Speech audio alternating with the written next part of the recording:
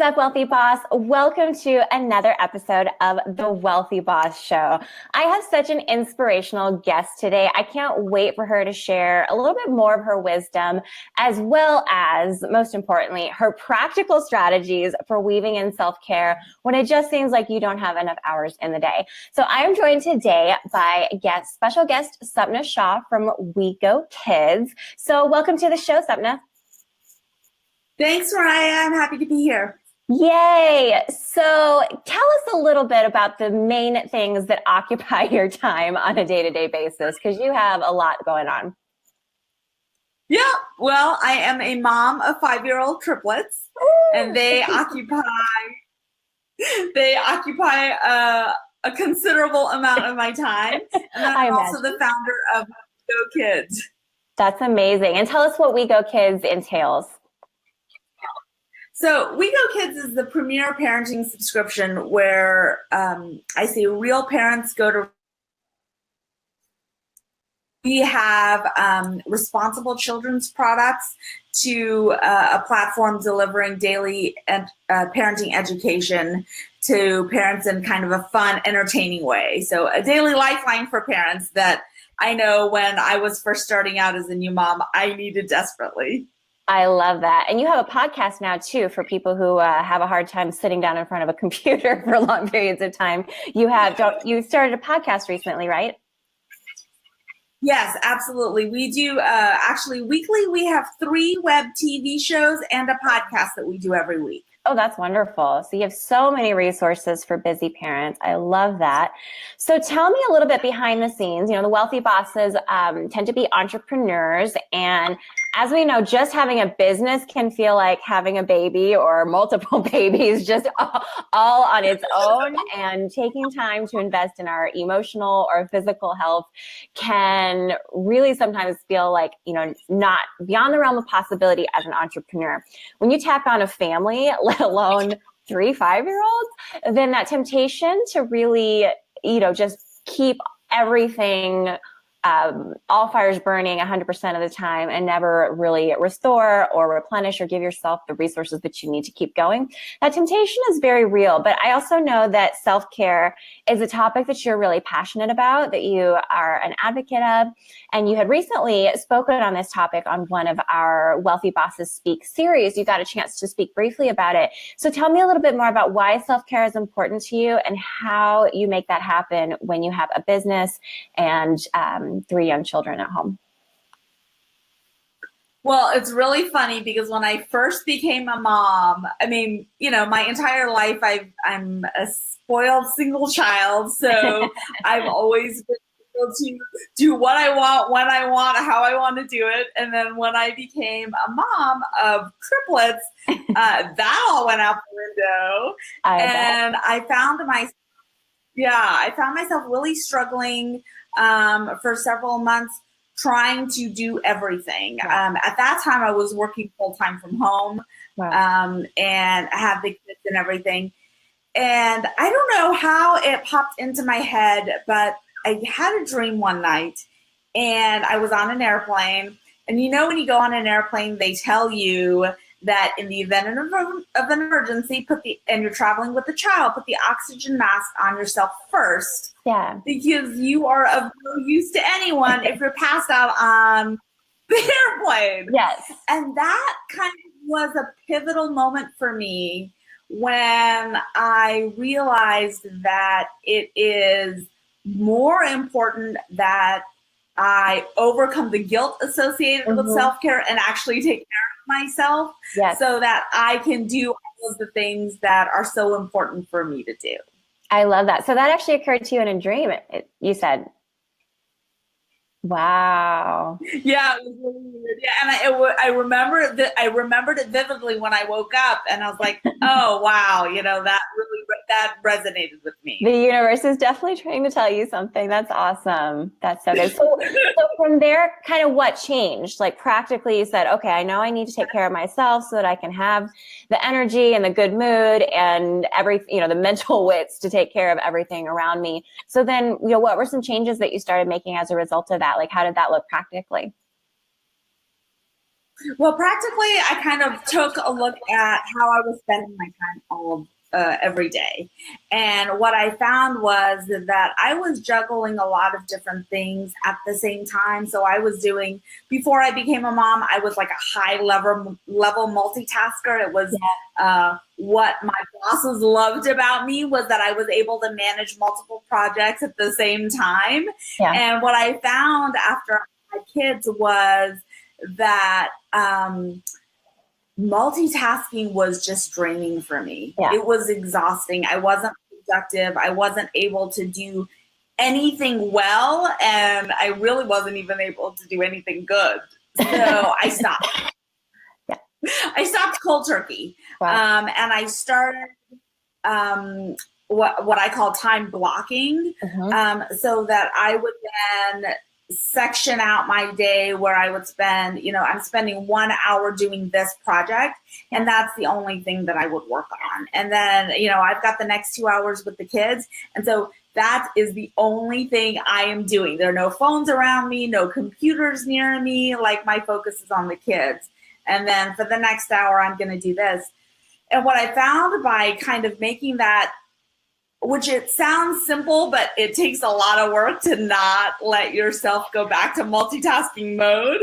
Yes. But if you really practice and stay diligent and stay committed to it, like, I just felt the world's weight go away. Wow. Like, I didn't have any of that stress on my shoulders. I was breathing easier, laughing more, having a better time. Yeah. And just really staying more present in every moment that I was in, whether I was working or with the kids. And so it really just made a transformation. Yes. Not too long ago, we had my friend Amber De La Garza on the show, who is just the productivity specialist. And I know that is one of her biggest keystones after, identifying what to keep in your schedule and what not, is to actually dedicate, solo time and really move away from multitasking. And I know in my own life, when I'm time blocking, I feel so much calmer. And yeah, you get more done, but then you end up feeling so much calmer doing it as well. And I think it's something that I'll do really well for a while. And then usually if it's like a period of transition, or I have, too many things that I can't quite let go of yet, then I tend to fall back into those routines of like doing this and then doing this. And that, you're right, it's so draining. It's like having too many browsers open on a computer that's just like sucking up all that energy and that bandwidth. So I love that you did that. So you started time blocking. Did you actually take things off your schedule too? Did you take away projects or ambitions or appointments or things that you had previously felt like you had to keep holding on to, even though maybe they were exhausting you? Yeah. So the second thing I did was I decided to set 2 daily goals for myself. And that was it. My focus was, I accomplish these goals and I go to sleep a happy person. So one was to really be a good parent, to focus on parenting, to be present in the moment with the kids. And the other goal at that time was, don't tell my boss this, but to only do one thing. We're only working on one project that day. Yeah. And that was it. And I was going to be happy going to bed knowing that I accomplished both my goals. And I found that with the time blocking and the really focused goals, I was so much more productive. Yeah. And yes, you do have to then, for me, it became really easy to say no to things because they didn't fit one of my goals. Yeah. So if it doesn't fit now as an entrepreneur, my parenting goal is the same. It's to raise a real world changer. So, my kids are going to change the world. I know that. So all of the activities that we do have to feed that goal somehow. And if I don't, as their parent, clearly see how it feeds that goal. So maybe we've got 12 birthday parties that doesn't really feed that goal. Yes. Then, we're just not going. And that's okay. I love that you said that. I just feel, and I'm not a parent yet. We are going through the adoption process, so I will be soon.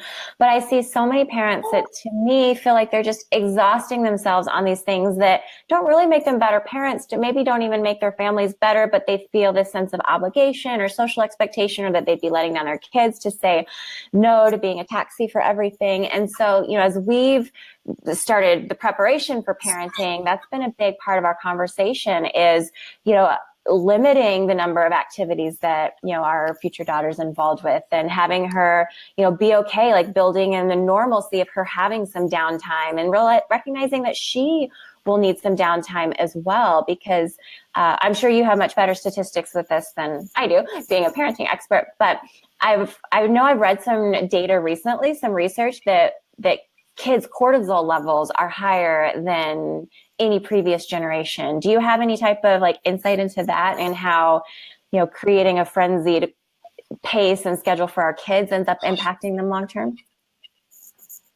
Yeah, absolutely. I mean, our kids do way too many activities, and one of the biggest challenges is that we actually expect them to do things before they're developmentally ready to do them. Oh, so that's significant.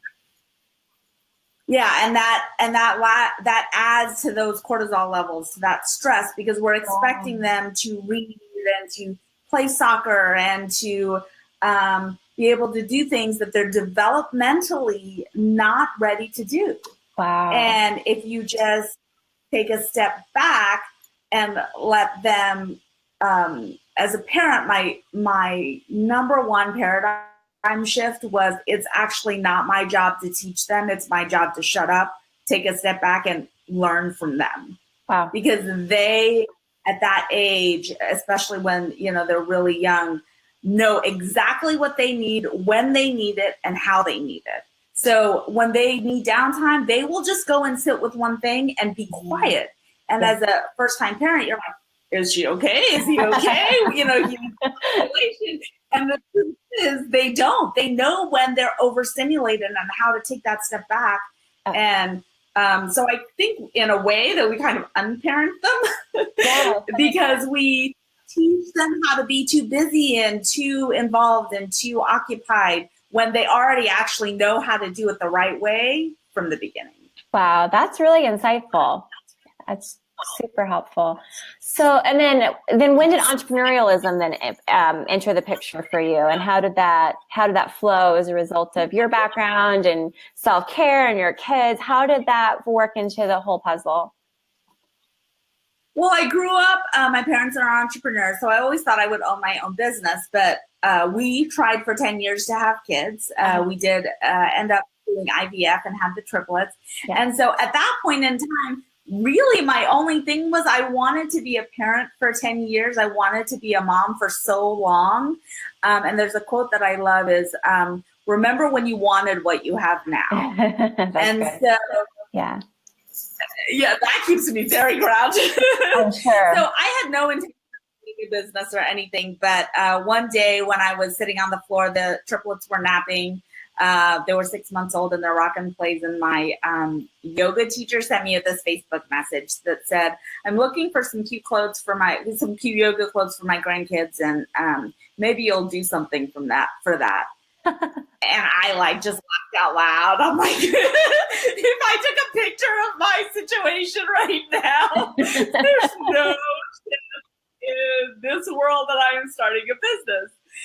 And for whatever reason, it planted a seed. As you said, the universe was trying to tell me something with my dream. The universe has literally brought the resources to my doorstep over the last 2 years. Wow. I have just been open to whatever happens. I've never had, and never set any really huge goals, but I see the impact and the need that parents have in this country to really kind of evolve and revolutionize the parenting culture that we have. And so being able to, as a mom, figure out kind of the keys to being not only an effective mom, but being a happy person, a stress-free person, having 5-year-old triplets, and now running a business, and one of the least stressed people you'll ever meet. So me understanding what it takes to get to that point, I think is really important to share with others. That's awesome. So was that kind of an immediate, were you still working full time then? Did you have all three? Did you have triplets, a full-time job and a business for a while? Was that or was that a drastic? Yep, I had stopped working after a year. I had started consulting because triplets are expensive. Yes. So I started consulting and then kind of realizing everything that was going on. My husband and I talked and I just said, I'm done. I'm not going to work. I want to really just focus on the kids and do this. And that's what I did. And so that's why I said I had no intention of starting anything, but it literally, I mean, I couldn't even tell you. Like, I just post some random question on Facebook and like all the answers would come from my network. So 2 years later, or almost 3 years later now, here we sit with a clothing line that is factory produced and is 100% organic. So it's sustainable. And then launching the Parenting Web TV and Podcast Network. So exciting. So what is I hate to even use the word normal because I'm sure it varies, but you're also very intentional about how you spend your time. So what is a typical day, or how do you structure your days to incorporate all these things that are important to you? Yeah, so I wake up with the kids. We actually wake up as a family. My husband and all of us wake up at around the same time. He always goes for a walk with the dog. The kids have their morning routine. We do breakfast together. I always take a shower and get dressed. That is always number one on my list, is to take a shower and get dressed. We do breakfast together. And then 3 days a week we homeschool, but I have a teacher that comes in to school them. Okay. So 3 days a week they homeschool at home, and I work during those 4 to 4.5 hours. Perfect. Awesome. I love it. And then by about 12:30, I'm done. We eat lunch together. And then I usually will only have one activity in the afternoon. We do. And the rest of the time, we read books and build Legos. And we don't have a television in our house. Wow. The triplets were screen free until 3, which is another kind of, there's a lot of research coming up about the mental development, brain development, and the effects of screens. But so we go for walks and bike rides and walk the dog, and we live in a really active community, so there's always tons of, and we're in Florida, so we have great weather most of the time. Nice. You can be outside a lot. That's awesome. Cool. So we kind of touched on this earlier, but I'd like to maybe look at it from a kind of flip-flop perspective. So we talked about, if for those who are listening who are parents, how taking care of our kids' schedules and protecting their time and giving them the rest and downtime that they need is important. But kids learn by example. So how have you noticed, or what do you believe by, as the parent, taking time for yourself and investing in your own, physical and emotional health, what kind of impact does that have on the child to see the parent modeling these types of healthy habits? It's one of the most important things that we can do is really model the behavior that we want our kids to have as they get older. I mean, do we really want to create a child that is going to be an adult who is stressed all the time, who is trying to multitask everything, who is not happy in their relationships, and who, just feels like they can never get everything done, and is sick all the time? Yeah. And so, kids learn by watching. And so the more we model that behavior, and at really early ages, the more we kind of ingrain this mentality into our kids so that they can grow up in that really strong, grounded, emotional foundation, that they really do have to take care of themselves first, because they're no good to anybody else otherwise. Yeah. What are some of your, and I know you shared these a little bit on the previous Wealthy Bosses Speak series, but for anyone who missed it, what are some of your daily self-care routines that you be sure to safeguard for yourself? So mine kind of fall into the 3 categories. So I focus on mind, body, and emotional. For my body, which is just as important as all 3 of them. I drink a lot of water every day. I make it really intentional. I do a lot of intentional stuff. So drinking water every day. I take breathing breaks every day, and I do it with the kids. Oh, so nice. I have my water bottle. They have their water bottles. Perfect. When I go to drink my water bottle, they now automatically go. They're all in the same place, you know. Yeah, and that's make awesome. sure that they're drinking. And one time, one of the kids said, "I think I'm dehydrated."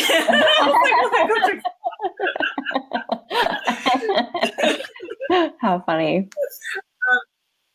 I take breathing breaks. Parents will have heard, you know, people talk about instead of doing timeouts, doing kind of breathing and things like that. I actually encourage parents to do the opposite and teach breathing in a more as more of a positive reinforcement. Right, so right. when we're happy and excited is when we take breathing breaks. That's great. So to really kind of it's like a negative or a right. That's more of a like a reward. Exactly. Yeah. And so those really intentional breathing breaks, I found that with the simple fact of teaching them conscious breathing and doing it myself, Yes. they learned how to ride a bike on 2 wheels in about 2 hours. Wow. They have learned to really things that a lot of kids have a lot of fear around, like rock climbing, you know, things that may cause anxiety or anxiousness if they fall down and get hurt, you know, seeing the blood. That simple act of teaching them conscious breathing has given them the tool to actually overcome all of those things by themselves. Wow. That's awesome. I mean, what a direct and immediate reinforcement of the concept that when you teach kids to take care of themselves, they're going to be more, you know, more fully living their lives. It's actually going to, you know, help them get more out of life as opposed to slowing them down. So I love that. Absolutely. Perfect. So tell me a little bit more about, because I know you have a lot of different resources for We Go Kids, but you also dive into some yoga for kids, right? Tell us a little bit about that. So the clothing line is a yoga line. And the reason why I decided to go with yoga is because it's the one activity that incorporates most of the breathing, the mindfulness, the quiet. We tend to think as parents that kids need a really stimulative, exciting environment. And it's actually what I found to be most effective is the opposite. Wow. So that they learn that when they're kind of that high energy, that they can kind of bring themselves down into a place that's more even keeled. And so the activity that I found that did that the most effectively from 9 months of age was yoga. Wow. So the yoga line is animals that do the yoga poses named after them. Oh, cute. So we have like a puppy that down frog, and a frog that does frog pose, and things like that. So that's kind of why I started with yoga. Love that.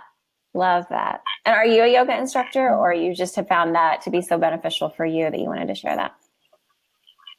Yeah, I just found it to be really beneficial when we were trying to have a family, and you know, you go through those ups and downs, and so we had a 2-year period where we didn't do, and ours was unexplained, so nobody could give us a reason why. Right. So I tried everything under the sun to figure out why can't I have a baby? Yeah, yeah. So awesome. Yeah, and I'm a yoga instructor, so I've been practicing yoga for about 10 years. So wealthy bosses are always used to me throwing in a plug to do yoga in there. Love for anyone to move their body however they want, but I just think there's so many benefits of yoga. And with all the other fitness components that I've tried throughout the years, when I'm going through my most difficult challenges, as either as an entrepreneur or through the adoption process, or you know, with other things that we faced as a family, I always come back to yoga as being the thing that really helps me connect with, you know, my body and my brain together and really find some solace there. So I love that you're not only recognizing that as an adult, but helping teach that to kids early on. I love that. Yeah, absolutely. Cool. It's really important to learn those lessons now. Yes. Yes. Well, Sapna, this has been so insightful, so informative for people who want to take better care of themselves, for parents who want to raise healthy self-care driven kiddos.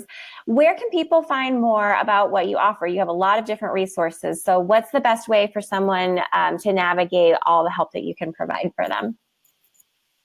The best place for them to go is parenttalk.tv. That's awesome. parenttalk.tv. Cool. We'll be sure to link to that in the show notes. Well, Satma, thank you so much. I appreciate all your wisdom. I hope we get to have you on the show again soon. You are such a role model for self-care, as well as being able to have that impact to teach others how to take care of themselves as well, both kids and adults. So we sure appreciate you having you on the show. Thanks so much, Brian. Congratulations on being in the adoption process. Thank you. Thank you. I'll be sure to plaster with photos once we have some news. Sounds good. Have a good one.